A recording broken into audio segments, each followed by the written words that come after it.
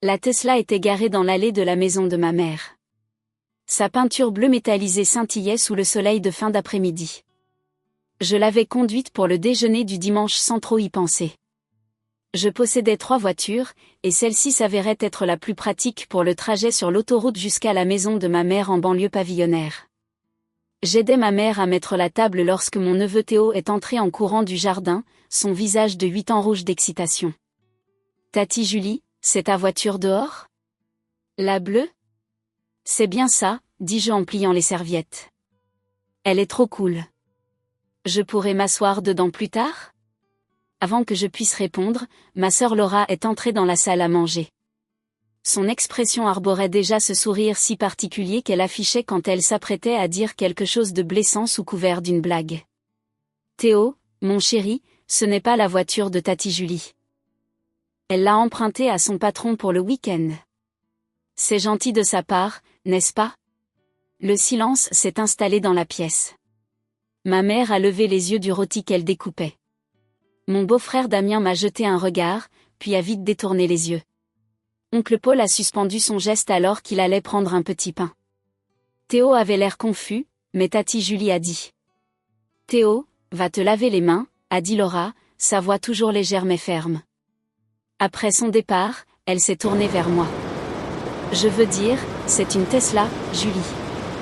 On sait tout ce que tu gagnes dans ta petite association. » Je travaillais dans la gestion immobilière, pas dans une association, mais j'avais cessé de corriger les suppositions de Laura sur ma carrière des années auparavant.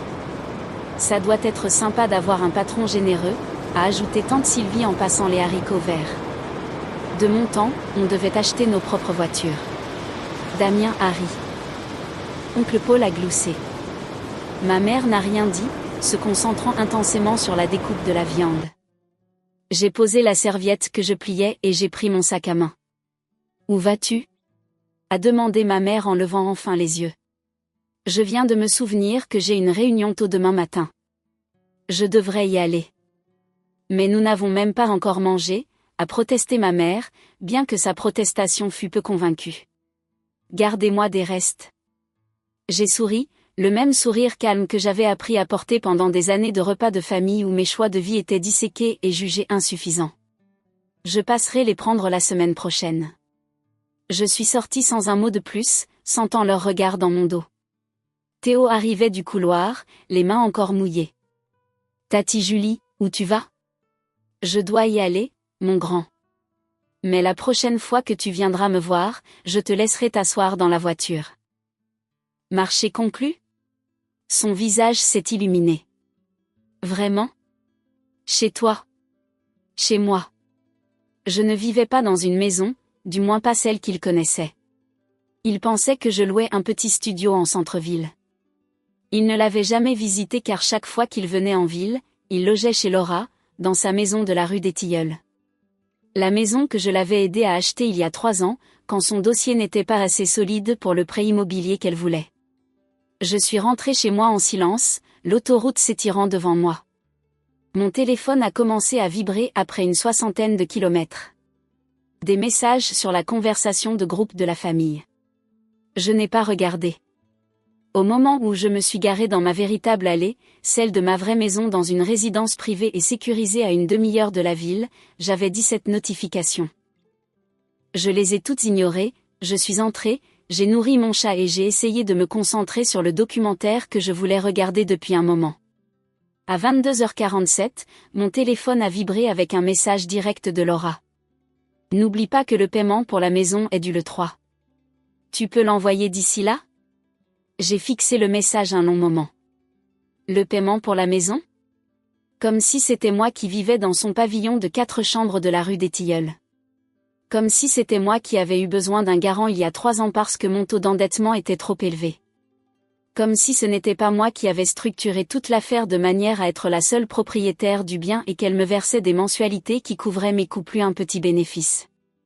J'ai répondu par texto, tout sera réglé. Sa réponse a été immédiate. Qu'est-ce que ça veut dire ? Dis juste oui ou non. Je n'ai pas répondu. À la place, j'ai ouvert mon ordinateur portable et j'ai consulté mes dossiers de gestion immobilière, rue des Tilleuls. Je possédais 6 maisons dans cette rue, bien que seule Laura connaisse notre arrangement, et même là, elle n'en connaissait pas toute l'étendue. Pour elle, je l'avais simplement aidée avec l'apport, et elle me versait des contributions jusqu'à ce qu'elle puisse refinancer à son nom. Cela faisait 2 ans qu'elle prévoyait de refinancer, trouvant toujours une excuse pour retarder. La vérité était plus simple. Je possédais sa maison. Elle était essentiellement ma locataire avec une option d'achat qu'elle n'avait jamais exercée, et pas seulement sa maison. Quand j'ai commencé à acheter des biens immobiliers il y a 8 ans, je me suis concentrée sur une seule rue dans une seule banlieue, car le secteur était sous-évalué et le groupe scolaire local allait recevoir une augmentation de financement majeure. J'ai acheté 6 propriétés en 3 ans, les ai rénovées discrètement, et les ai soit louées, soit conservées pour leur plus-value. La maison de Laura avait été mon 4e achat. Quand elle est venue me voir, désespérée, pleurant sur le fait qu'elle et Damien ne pouvaient plus se permettre leur location et devaient acheter quelque chose avant que Théo n'entre en maternelle, je lui ai fait une offre.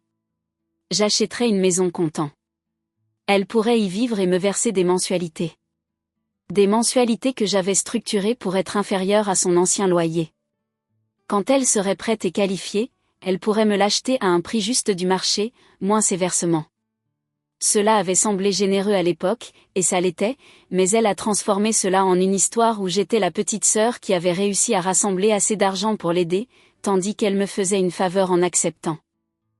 Lors des repas de famille, elle faisait des commentaires sur le fait que je peinais encore à m'en sortir alors qu'elle et Damien étaient vraiment bien établis.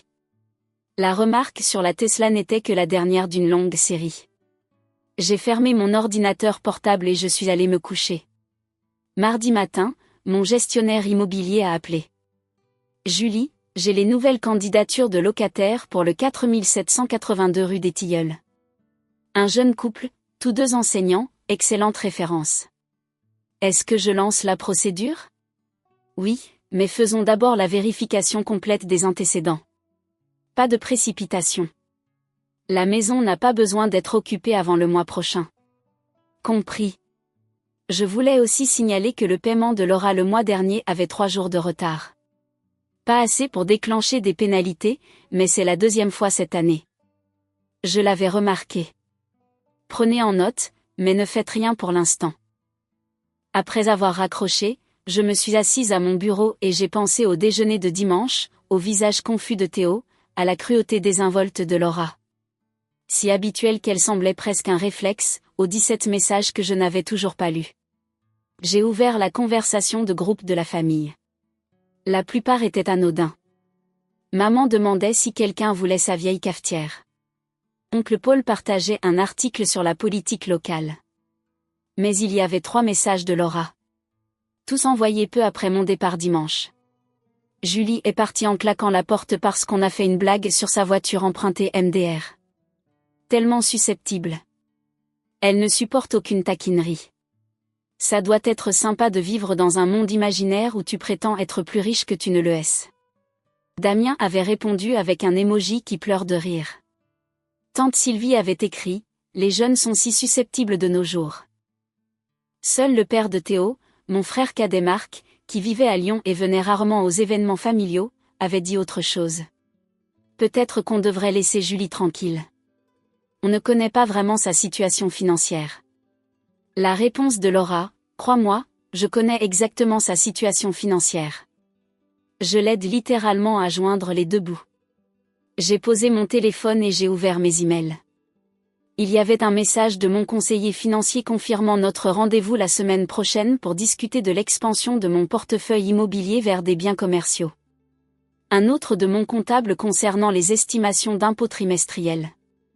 Un 3e d'un entrepreneur sur les délais de rénovation de 2 propriétés que je mettais à jour. Mon téléphone a sonné. Maman. J'ai laissé l'appel aller sur la messagerie, puis j'ai écouté le message. Julie, ma chérie, Laura a dit que tu es contrariée à propos de dimanche. Elle ne le pensait pas. Tu sais comment elle aime plaisanter. Peux-tu la rappeler? Elle s'inquiète pour votre arrangement de paiement. Appelle-la, d'accord. J'ai supprimé le message vocal. 1 heure plus tard, Laura a appelé. Je n'ai pas répondu. Elle a laissé un message vocal. Julie, c'est ridicule. J'ai fait une blague et tu agis comme si j'avais commis un crime. Peux-tu s'il te plaît juste confirmer que tu verseras le paiement à temps? J'ai besoin de savoir pour mon budget. Rappelle-moi. Je n'ai pas rappelé. Mercredi après-midi, mon gestionnaire a de nouveau appelé. Julie, Laura vient d'appeler le bureau pour s'enquérir du statut de son compte. Elle semblait préoccupée par quelque chose. Je ne lui ai donné aucune information au-delà de la confirmation que son compte est à jour, mais elle posait des questions étranges sur la structure de propriété de sa maison. Quel genre de questions? S'il y avait des hypothèques sur le bien, si vous pouviez reprendre la maison, si elle accumulait du capital. Je suis restée professionnelle et lui ai dit qu'elle devrait relire son contrat, mais elle semblait agitée. Notez. Merci de m'avoir prévenu.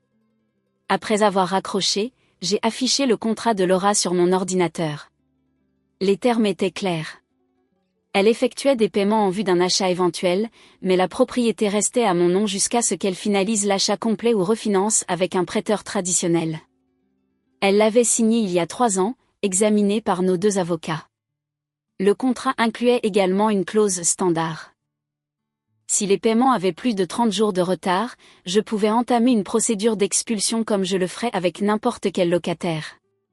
Jeudi matin, la conversation de groupe familial a de nouveau explosé. Marc, quelqu'un peut m'expliquer ce qui se passe avec Julie et Laura? Maman m'appelle, inquiète. Maman, Julie ne répond aux appels de personne.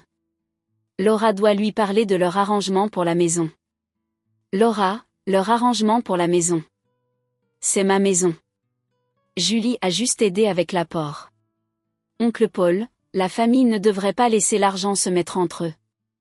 Tante Sylvie, Julie a toujours été têtue. J'ai mis la conversation en sourdine et j'ai ouvert un nouveau document sur mon ordinateur. J'ai commencé à taper. Vendredi soir, j'ai conduit jusqu'à la rue des Tilleuls, mais pas à la maison de Laura.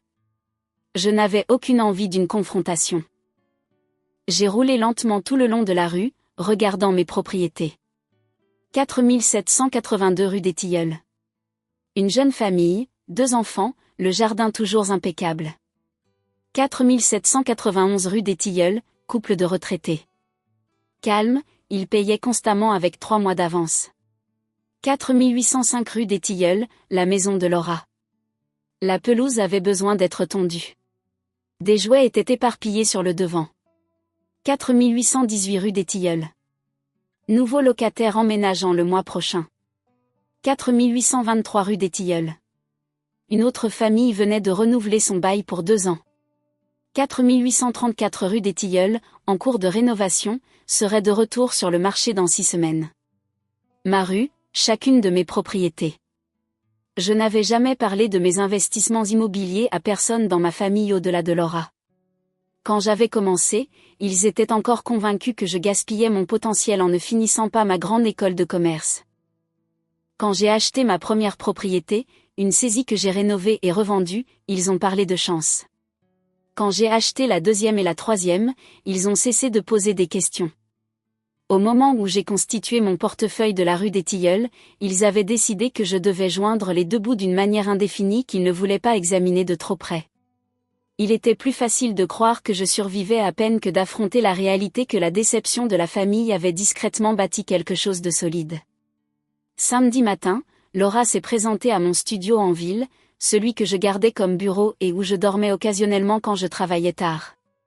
Elle a frappé assez fort pour que je l'entende de mon bureau où j'examinais des devis d'entrepreneurs. J'ai ouvert la porte. Il faut qu'on parle, a-t-elle dit en me bousculant pour entrer dans le petit salon. Bonjour, Laura. Ne me fais pas ton bonjour, Laura.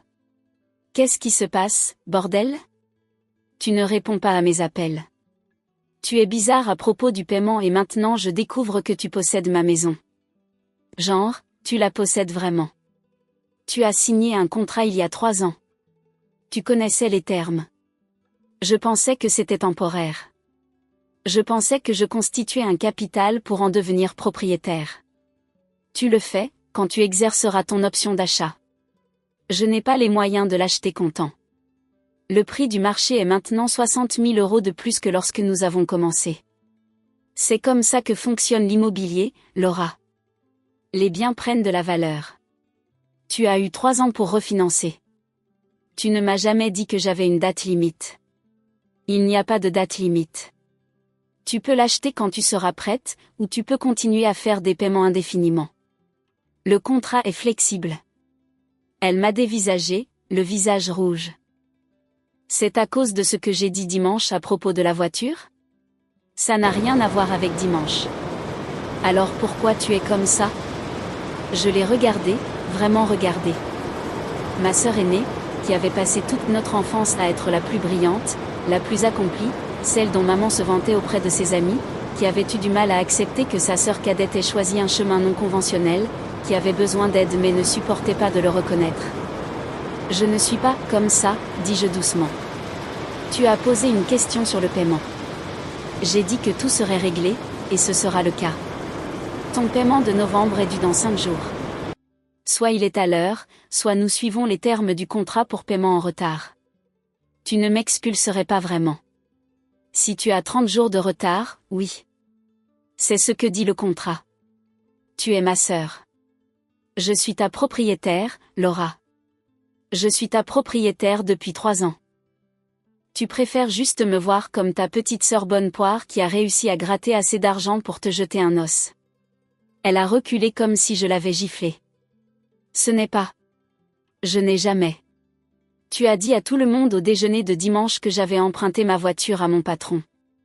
Tu as passé des années à faire des blagues sur ma petite association, mon petit studio, et sur le fait que je me cherche encore. Tu as dit sur la conversation de groupe familial, je connais exactement sa situation financière parce que je l'aide à joindre les 2 bouts. Sa bouche s'est ouverte, puis s'est refermée. Tu vis dans ma maison, continuai-je d'une voix égale. Tu passes devant 5 autres maisons que je possède chaque fois que tu rentres chez toi.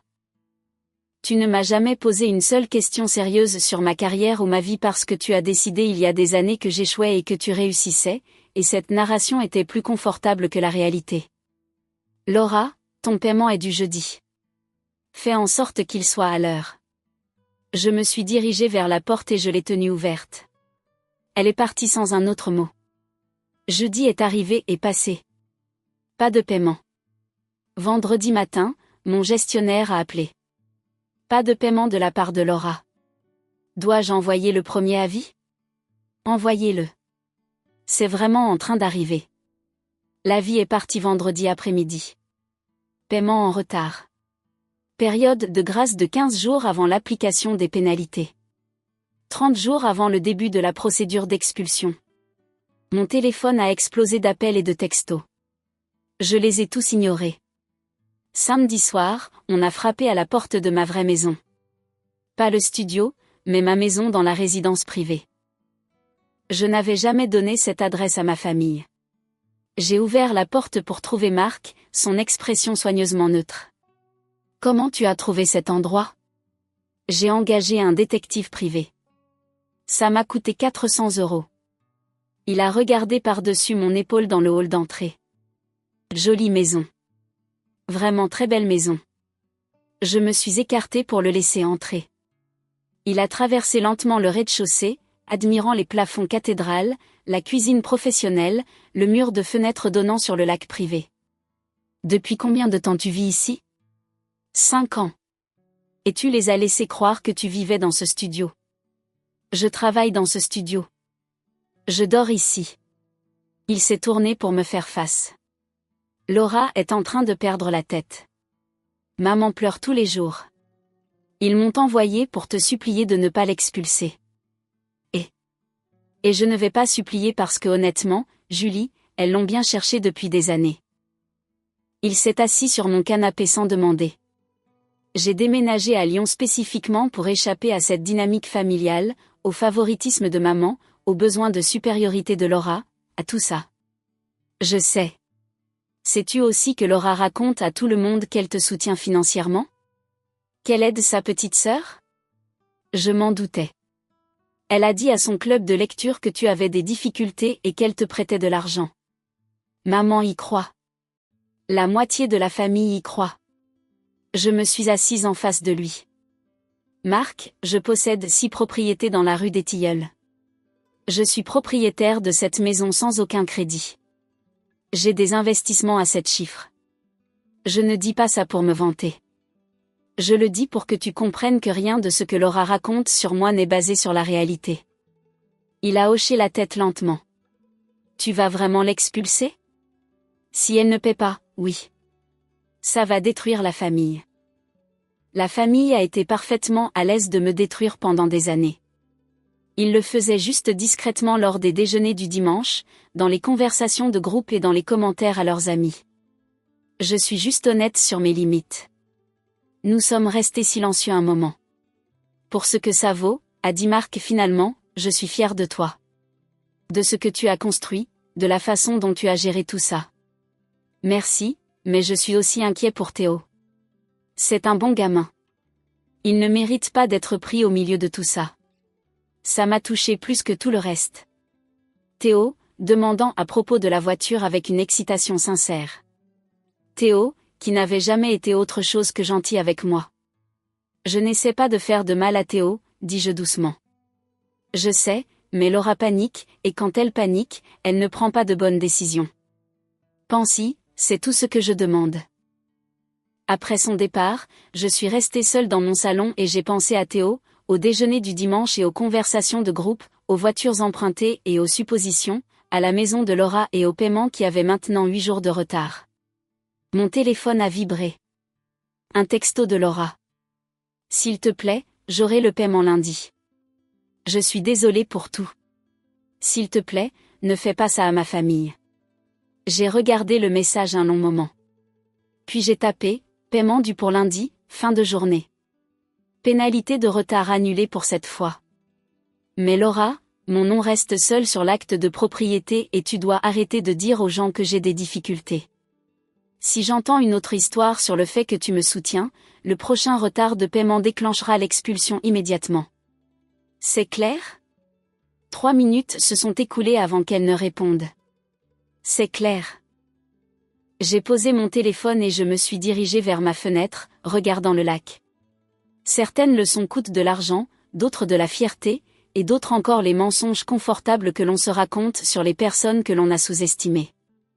Dans la rue des Tilleuls, les lumières s'allumaient dans les maisons que je possédais, dans les vies que j'avais aidé à construire. Dans un quartier que j'avais discrètement transformé pendant que tout le monde supposait que je m'en sortais à peine. Ma rue, mes biens, ma vie, et enfin, mes règles du jeu.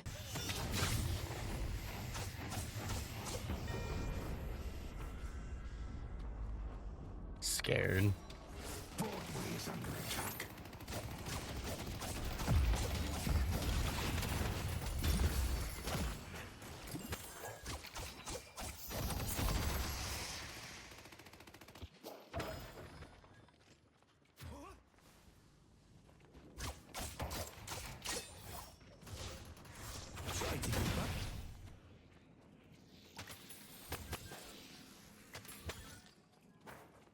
Quit hiding! Come out and face me!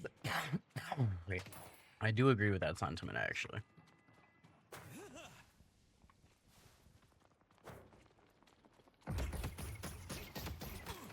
Shall we dance?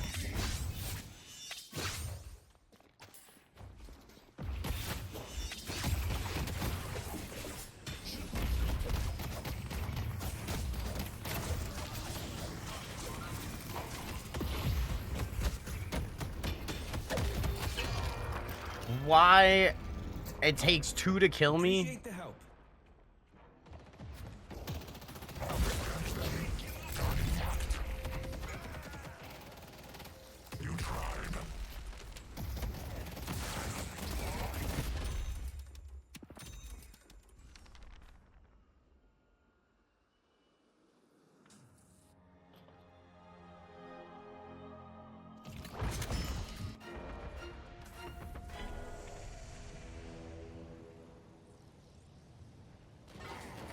York is under attack.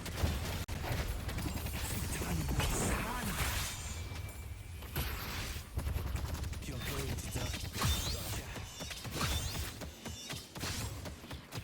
Border is under attack.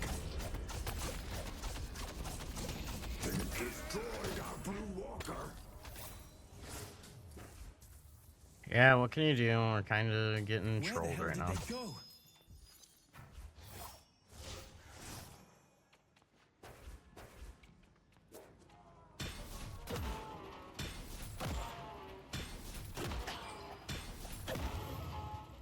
Slice through them, Yamato.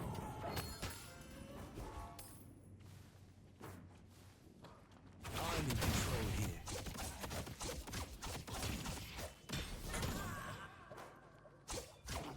We can't let the gargoyle destroy us.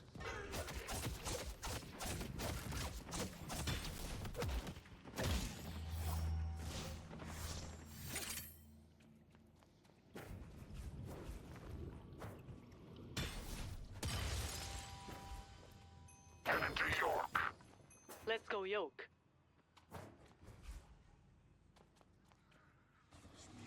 York is under attack. Let's go, Yellow. Yoke needs help.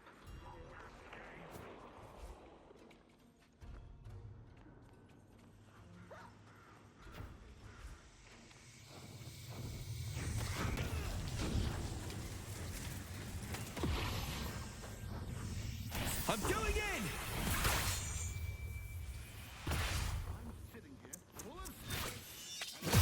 Pick you apart.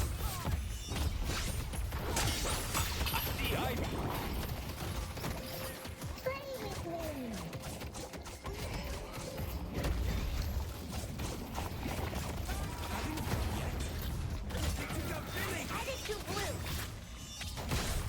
Gotcha.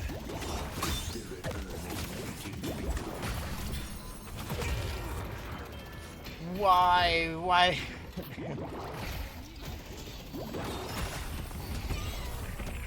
How are we letting this happen? Team, you literally just let him run away with it. We just lost that fight. Even if we get these kills, we've lost this fight. People just get greedy and want to see their number go up. They forget it's a game about economy. Slice through them, Yamato.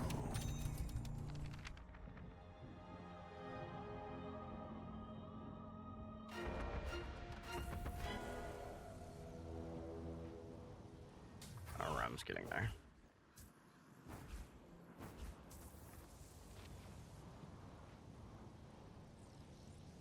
My blade will dance amongst them.